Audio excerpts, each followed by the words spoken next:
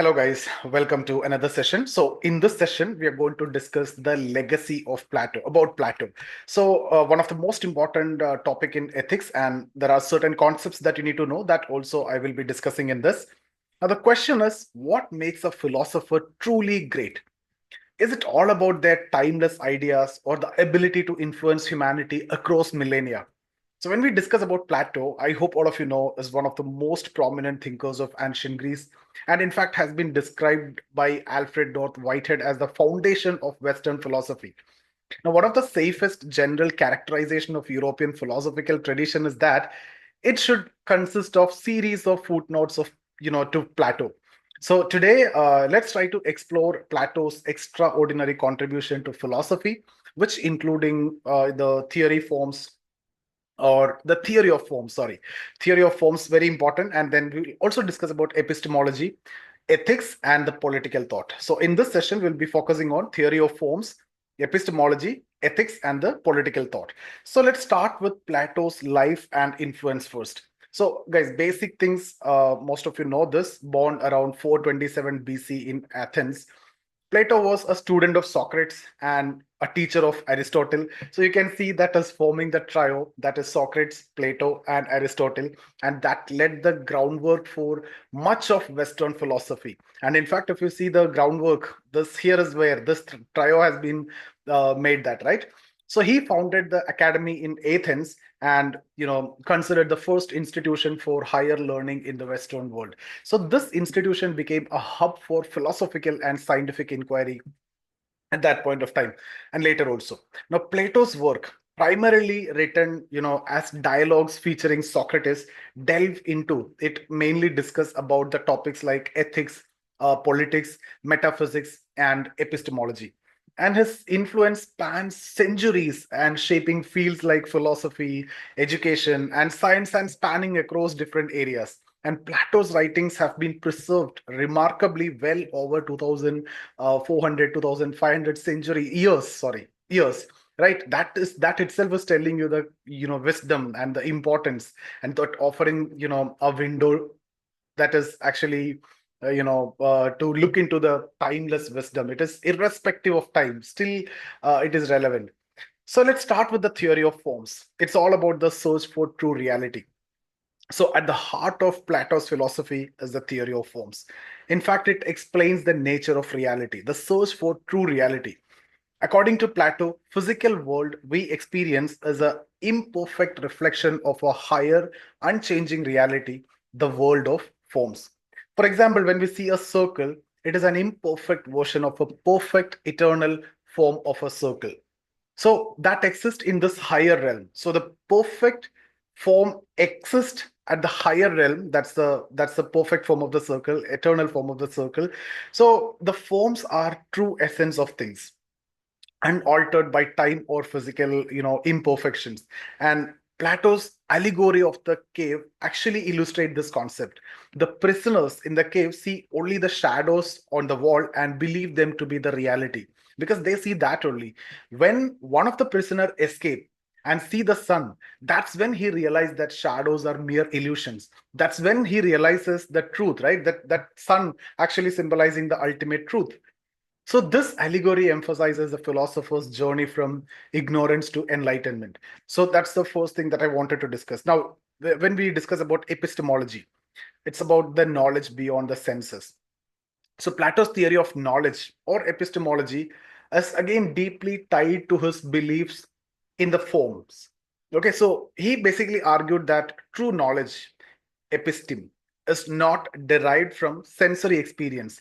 As the physical world is ever changing and unreliable, it's not all about sensory experience. Instead, knowledge comes from the intellect and recollection of the forms. And according to Plato, the soul is eternal and has lived in the realm of forms before inhabiting the body.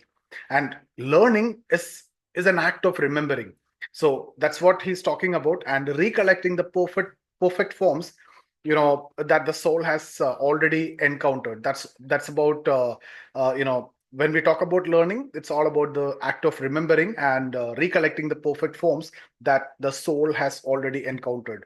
And this profound view actually challenges us to look beyond appearances and seek a deeper rational understanding of reality. So the mere appearances doesn't matter. The empirical reality alone doesn't matter. So we need to get deeper and rational understanding of reality.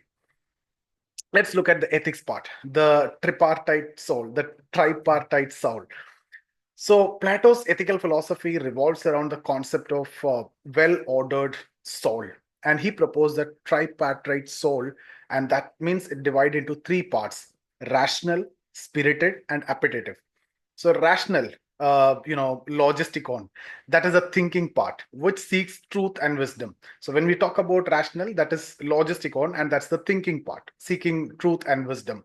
Spirited, that the thumos, and that is the emotional part and responsible for courage and ambition. Appetitive, that means epithumicon.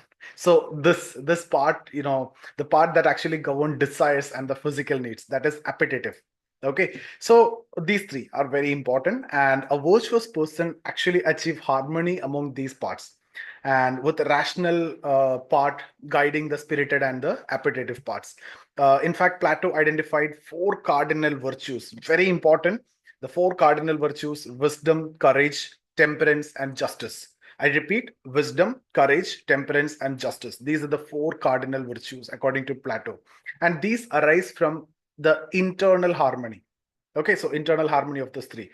Justice, in particular, if you talk about, is achieved when each part of the soul fulfills its proper role, and that lead to a life of happiness and fulfillment. So this, I hope, very clear. Now, if you look at the political philosophy, the ideal state again. See, Plato's political ideas are detailed in his work, The Republic, where he outlines his vision of an ideal state. Just as a just soul require harmony among its parts, a just state require harmony among its classes. So we talk about the classes, that the rulers, the auxiliaries, and the producers. Okay, so what we discussed just before, the just soul requires harmony among its parts. Similarly, a just state require harmony among its classes. The three classes he described are rulers, that representing reason, they govern with wisdom and seek the common good, and auxiliaries representing courage, they defend the state and enforce laws. So first, reason part, the logic part, they govern with wisdom and seek a common good for all. Auxiliaries representing courage. Third one, the producers include the farmers, artisans, merchants. They represent desires, they fulfill the material needs of society. So these are the 3 points that we discussed, right? So the same way, if you see here also, see, we discussed rational, spirited, appetitive. Rational is the logical part, then we discuss the emotional courage part, then appetite part, that is the desire part. So here, if you see ruler, that represent the reason, that logic part, they govern with wisdom and seek the common good for all. Auxiliaries, they represent the courage part, the second one, spirited aspect that we discussed, and they defend the state and enforce the laws. Producers, that include all of us, like farmers, artisans, merchants, they represent the desire, they fulfill the material needs of society. So Plato's concept of the philosopher king means a ruler guided by wisdom and reason stands in contrast to democracy. So which democracy he criticized for its susceptibility to emotional and unqualified leadership. But for him, his concept is a philosopher king, ruled, or the ruler who's actually guided by wisdom and reason.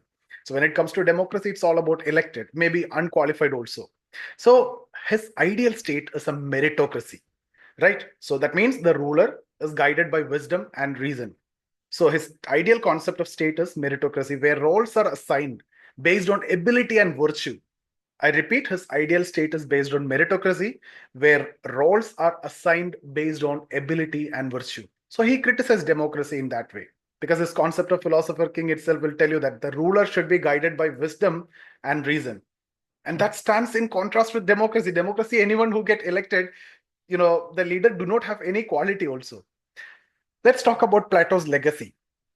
So Plato's philosophy has profoundly influenced, Western thoughts, from early Christian theology to modern debates, on any ethical debates and everything. If you take, without Plato, there is no discussion on ethics, there is no debate on ethics, politics, and the metaphysics also. And his theory of forms inspired metaphysical inquiries into the nature of reality. His political philosophy laid the groundwork for discussion on governance and justice. And his epistemology continues to challenge our understanding of knowledge and truth. So this is what you can write as, relevance of Plato, or when we talk about Plato's legacy. I repeat, his theory of forms inspired metaphysical inquiries into the nature of reality. His political philosophy laid the groundwork for discussions on governance and justice. His epistemology continues to challenge our understanding of knowledge and truth. Even today, Plato's ideas remain a cornerstone of philosophical education and encouraging critical thinking and intellectual exploration. And as we reflect on his, enduring legacy, we are reminded of, timeless relevance of his teaching in our quest for truth and understanding. Anytime it's 2200, 300 years, still Plato is relevant. We are still discussing about Plato. So his relevance is timeless, right? So that's what the point is. Now, let's conclude. I would say philosopher for the ages. Okay, so Plato's philosophy is not merely a collection of abstract ideas or facts. It is guided by, or it's in fact a guide for examining life, seeking knowledge, and striving for justice. If you see, his works challenges us to, look beyond appearances. We discussed already, question our own assumptions, and pursue the higher ideals of truth and virtue. So, guys, as we continue to grapple with the complexities of this modern world, Plato's wisdom remain as relevant as ever, illuminating the path towards a more just and enlightened society. So that is something which you can write in your conclusion. So that's all about the session, guys. Thank you so much for attending. Very important for your ethics paper. I hope you got some knowledge from this discussion. What are your thoughts? You can comment below. In case if you're looking for any mentorship program, get in touch with me. I have shared the details in the description. So see you guys in the next video. Thank you so much.